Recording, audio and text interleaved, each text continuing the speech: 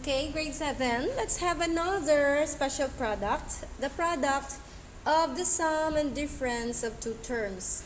It's still on the same page that are pages that I gave you in my previous video. So this time the product. So you are now multiplying the two terms. These two terms that are the same but with different signs. See? The sum and difference of two terms. Or it could, the minus could come first before the plus. It doesn't matter. Okay? So this A plus B, quantity A plus B times quantity A minus B will give you, hold on. Okay, will give you, without going through the FOIL method, alright? We showed it previously that, going through the FOIL method, so we get this answer, but it's a shortcut. So without going through the long process, as long as they are the same, the order is the same, only the plus and the minus are different. I mean the signs or the operations are different. So shortcut, just square the first term, which is a squared, and it's always minus, and square the second term. You don't need to look here because they're the same. So just square the first term and square the second term. And the sign in between is always minus.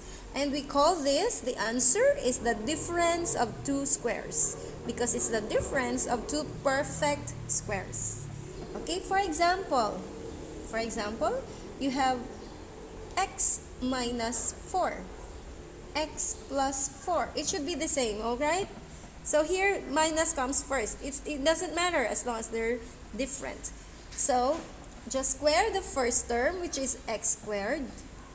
And it's always minus. Square the second term, which is 16. Alright? Oh, very easy, right? Next example. Let's have a number this time. 3a squared minus 2b. 3a squared plus 2b. So, squaring, just square the first term. It include the numerical. Hold on, baby. 3 squared is 9. I will write my equal sign here. 9. Square the number. Don't forget to square the number. And it's like this. 3a squared. You square the first term, right? So, a squared times,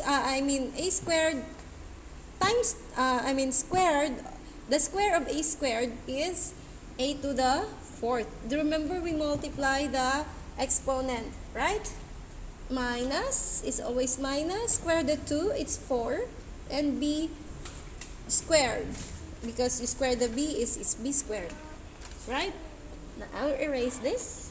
Let's have another example. Let's have 1/2 x y cubed plus 2/3 z to the fourth. Oops. So 1/2 xy cubed minus 2/3 z to the fourth. Miss, it's fraction. It's okay. So remember, they should be the same. Alright? For it to meet the condition. If one of the exponents here, this is z to the fourth, here is z to the fifth, then it's automatically different. I mean, it doesn't follow the rule of this special product. You have to do it using the FOIL method. Okay? But as long as they're the same, the exponents are the same, exactly the same, it's just the sign that is different, then, or that are different, then you can use a shortcut.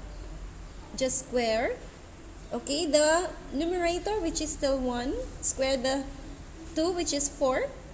So square of 1/2 is 1/4.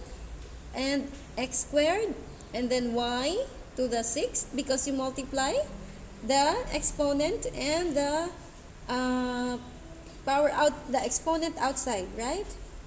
So minus 4/9. Square the 2 and the 3 will give you 4. For 2 and 3, you have 9.